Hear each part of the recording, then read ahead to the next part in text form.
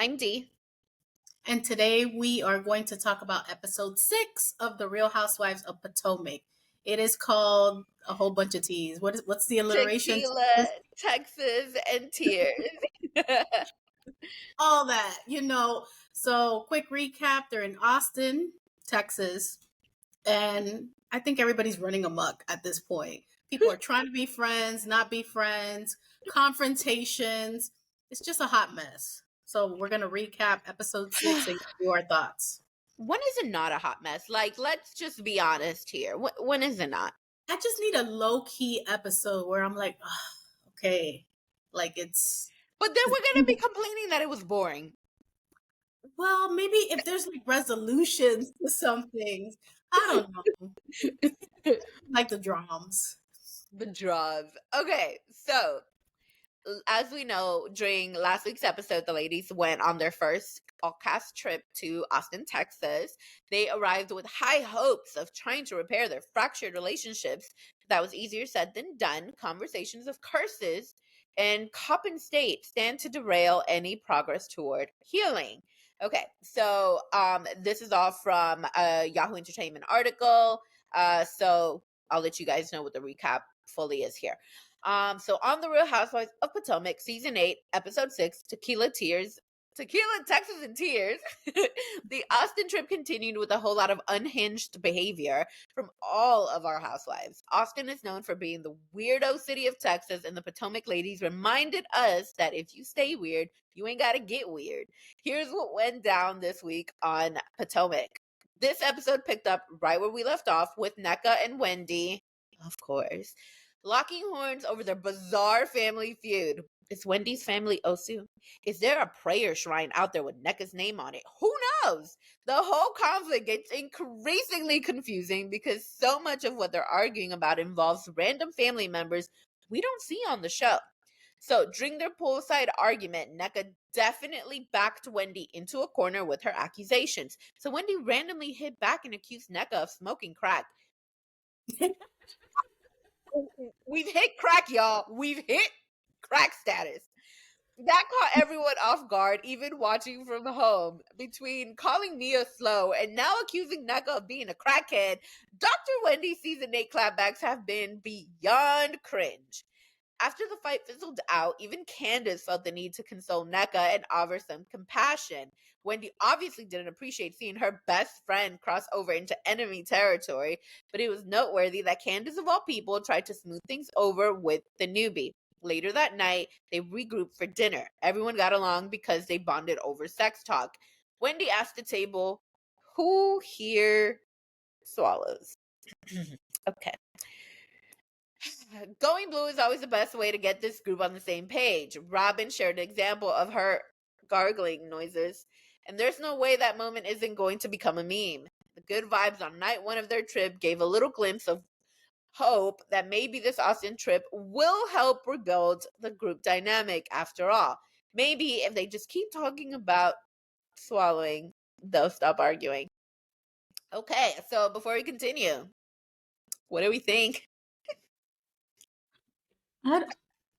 I've said it in the past. I don't understand these women in Karen's voice because it seems like every time there's like a real like outing, like a club, or if there's liquor, or if it's like, intimate talk, Right. that you're all happy go lucky, we all get along. In those minutes or hours, we forget that we're beefing and then we're back at it.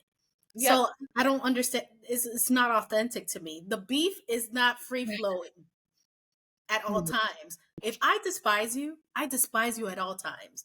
I don't care if we're talking about kids to careers to daisies. I don't care.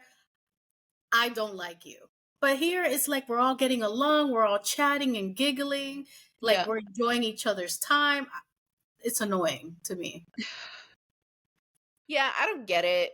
I feel like the whole situation with Nneka and Wendy at this point, like, has just dragged on for too long.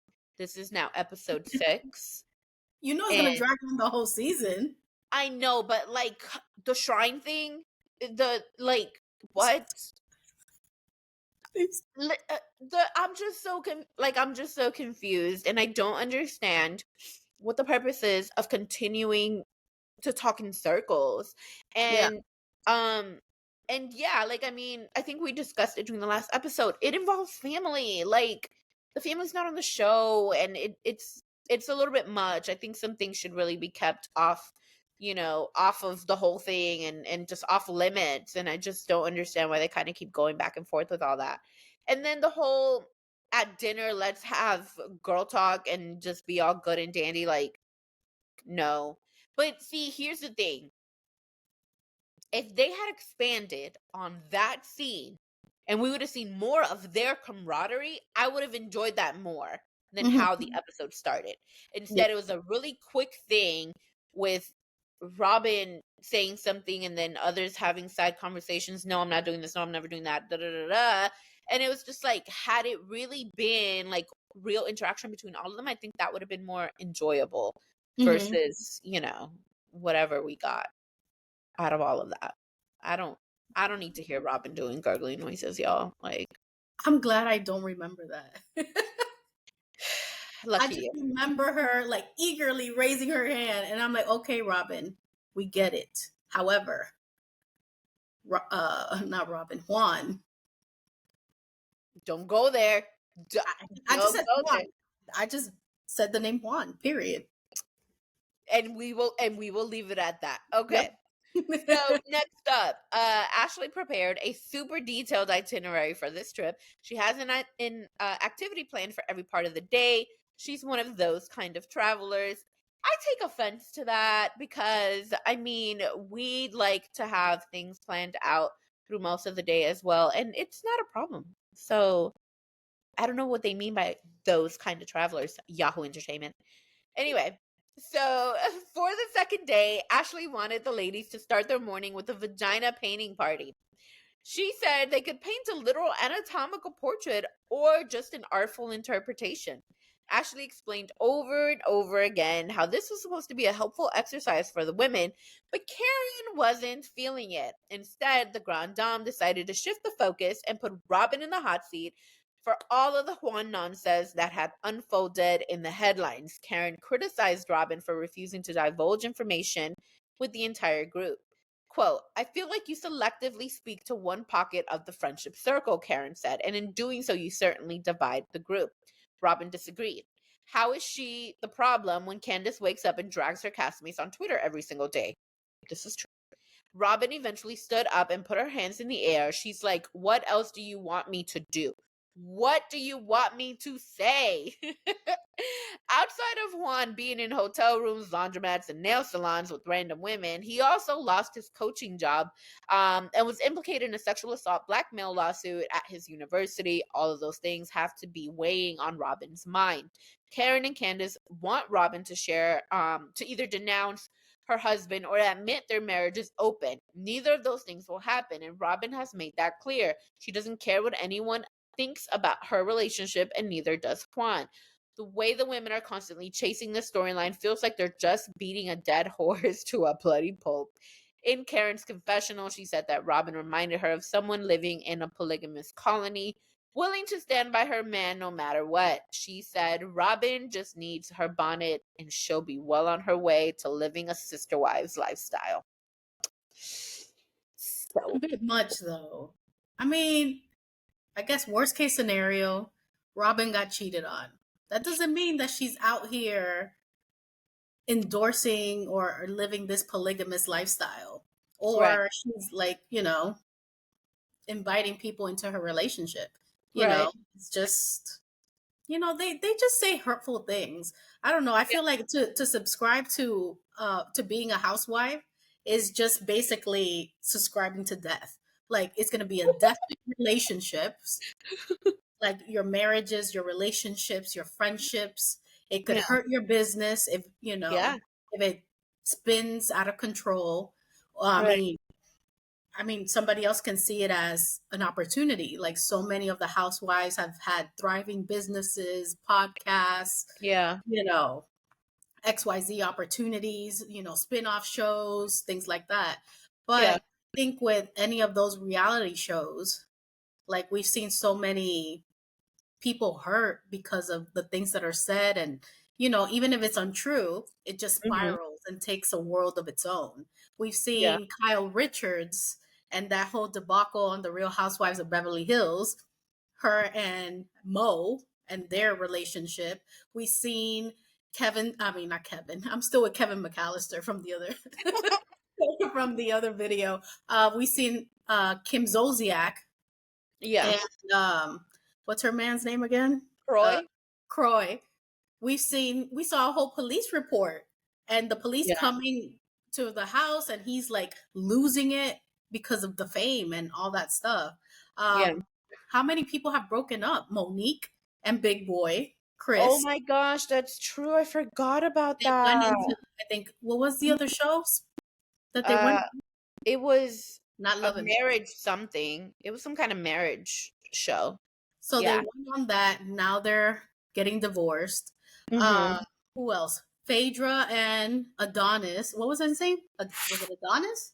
Apollo. Apollo. I know it started with an A. Apollo. I mean, that was a questionable relationship, but they were in you. Like, how many people? How many housewives are happy? How many That's are a good there? question. That's a good. Maybe Karen, but Karen keeps everybody at arm's length and Yeah. shuts things and shuts Yeah. down personally. So you Right. continue to like dig at her because she doesn't allow it. But Right.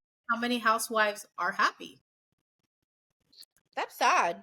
Exactly. It's pretty sad because even on Potomac, it's like we see later in clips for later in the season how Candace is having some issues with Chris.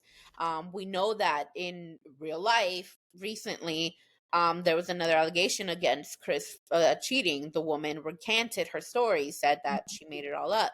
So even them they're having these sort of like little situations. I mean, I guess you can say like Wendy and Me Eddie and seem to Gordon. be good. Yeah, me and Gordon have also separated.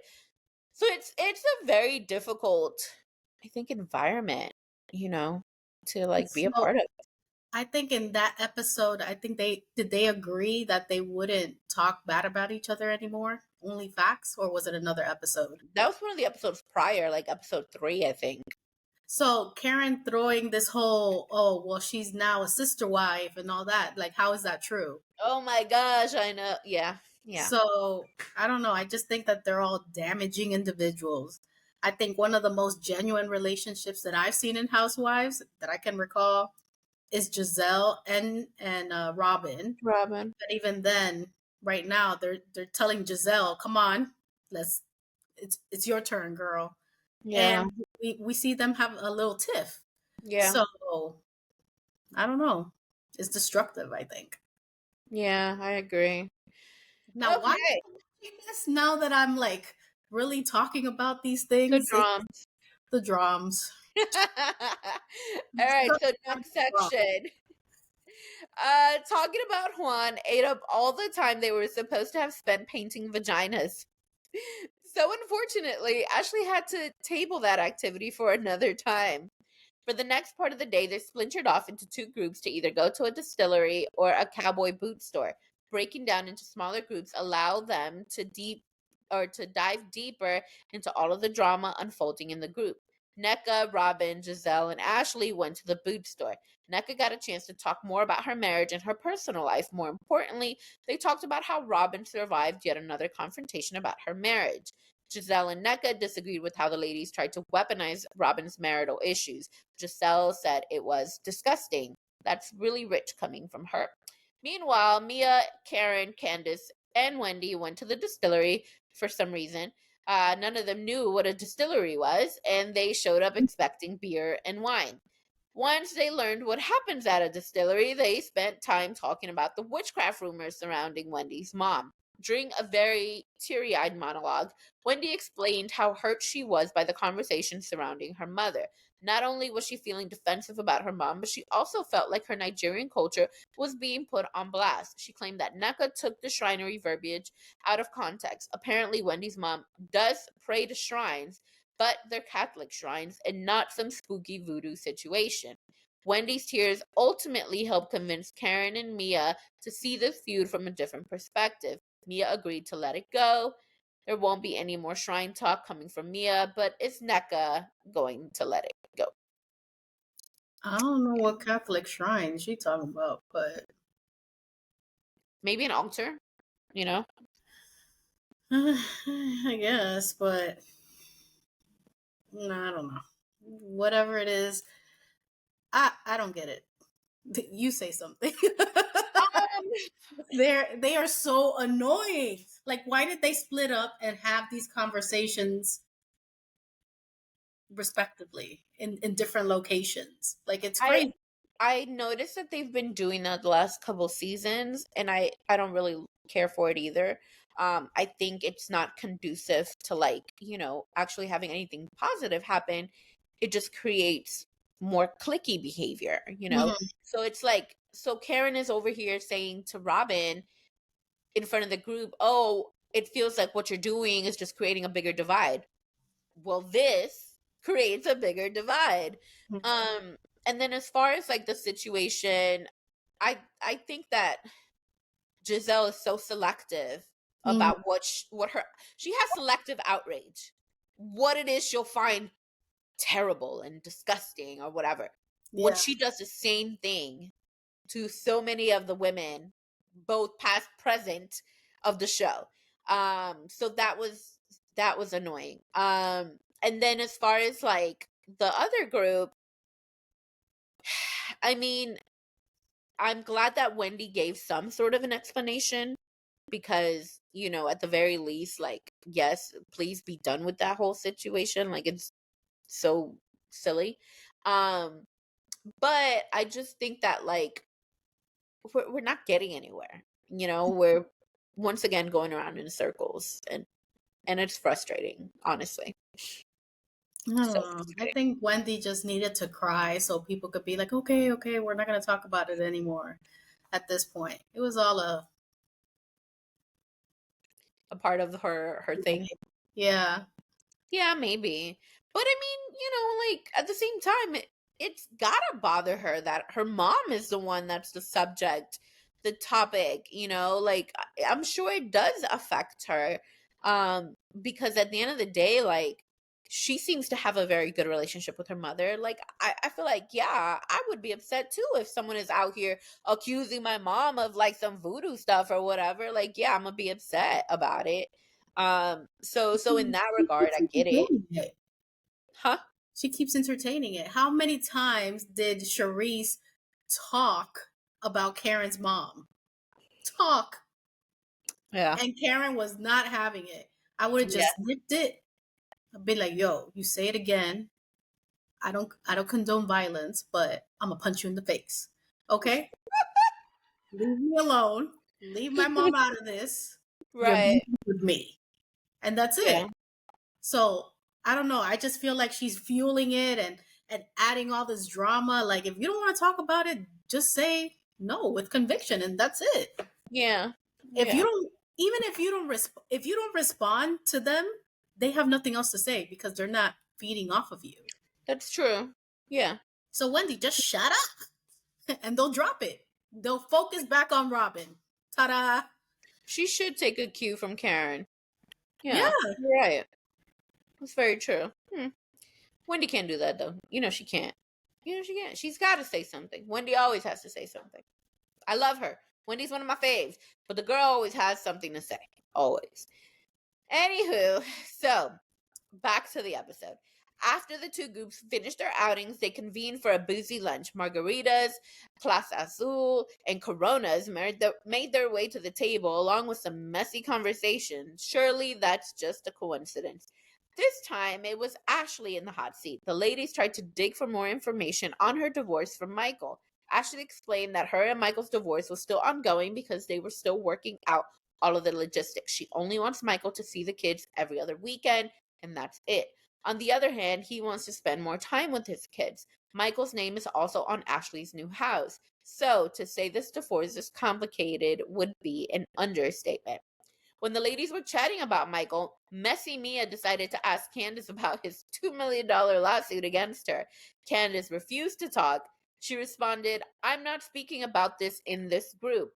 Robin tried to push Candace to talk about the lawsuit, but that opened up a whole can of worms. She should have just sat there and ate her food. Candace turned to Robin and said, "It's a legal matter," which I think you went against when you spoke about your husband's legal matter. From there, Candace successfully shifted the conversation away from Michael and back to Juan. Welcome back to the hot seat, Robin. So, at lunch, Candace and Wendy were both adamant that Juan lost his coaching job because of his alleged Title IX violation and Robin's loose lips. Robin was on the defensive and visibly getting frustrated trying to defend her husband for the 1,000th time. Once they finished lunch, the group had to head to their next activity, chicken-ish bingo. Apparently, that's a part of Texas culture we're not even going to pretend to understand. Side note, I'd never heard of it until this show. I was about to say, you better not take me there because That is it's not something I would disgusting. never care to do. So, during the car ride to bingo, Robin somehow got stuck in a car with Wendy and Candace as if she didn't deal with them enough at lunch. They continued their conversation about Juan's lawsuit, and Robin finally reached her breaking point. "I feel like trying to imply that something I said had something to do with Juan being fired. It just didn't feel good to me," Robin shared. Candace doubled down on her opinion that Robin shouldn't have talked about the lawsuit, and Robin lost it. She started crying and said she felt like the ladies were trying to paint her out to be the villain when she hadn't done anything to them. Robin cried, "You don't need to try to tear me down." This episode concluded with a to be continued. So we'll have to pick up on the next episode to see really how this all turned out. Okay. You talk. You talk before I get into this because I was all types of like annoyed and upset with this whole conversation there. I mean, I was, but I think what moved me was when Robin started to cry. Like, I really felt it for some Yeah. reason. And Yeah. I was like, it's because I feel like it, and they all do it to each other, but it was such bullyish behavior. Yeah, definitely. I think that situation, you know, not Robin, Juan possibly cheating. So she has to deal with all that crap. Right. Then my friends and their friend intervention, and Right. she didn't take it well. Right. Then the ladies have been beating her for 6 episodes Right. about this. Then now accusing her of, her man lost his job, and then there's legal matters, and he lost his job, and now where's the money? Like, I feel like it's a lot. Like, I, It I is a started to lot. feel bad for her. Yeah. And I'm like, and these people just don't know when to stop. I feel like I said, I feel like Housewives is just signing yourself up for failure and stress and broken relationships. I did feel bad for Robin, honestly. It was probably one of the first times that I think I've ever seen like her actual like genuine reaction. I don't know that I've seen her cry on the show like that before. Um and so I felt really bad for her because at the end of the day, like the problems that she's going through in her marriage and then also possible financially, it's very real and it's not for entertainment purposes. And so it's like it's kind of sad and sucky that Candace decided to utilize that moment to deflect from her situation Which she onto did Robin. successfully, though. Successfully, definitely. But why is it okay for Candace not to talk about something, but then they want to force Robin to say something? And to like blame her or to imply that she had something to do with Juan being fired, whatever the case may be, that's not your place to say that. Yeah. I feel like that was very, very reckless of her because it's like, just because you have a legal situation going on and you're not talking about it doesn't mean you need to tell somebody else what they're doing. And even if Robin did somehow cause it to like be an issue, that's still not something that's your place to say anything about because that's not your legal matter. That's not your marriage, right? That's not your husband that lost his job. Like, there's just a lot to me that like could have just been left alone in that moment. And Candace then doubled down on it and just like continue to like hammer it. And then of course, like, you know, with the sensitive nature of that lawsuit, like the lawsuit Michael and Candace got going on is nothing like the lawsuit that, you know, Juan had been involved in. Yeah. So it's a very, very sensitive subject, and it's a tricky matter to discuss. And Candace bringing that up to me just seemed really uncalled for. Mhm. And I go back to the same thing. It's like I'm always like here trying to root for Candace, like hoping, you know, she's got it. And then instead she goes and she does something like this where it's like, girl, you didn't need to say that. Like there was no real purpose. You get Yeah. me? Like aside from deflecting, there was no real purpose.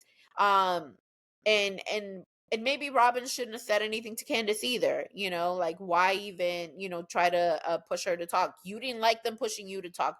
Why are you turning around and trying to push her to talk? Now you have to deal with her wrath and you're breaking apart because of it. You know, like it just sucks all around, and I didn't really care for that whole scene because it was just like really uncomfortable. Yeah, I was gonna say the same thing. Like the lawsuits are not even on par. You can't compare the two. So that's another stressful situation. And we haven't even addressed the fact that Robin is almost reliving her life again.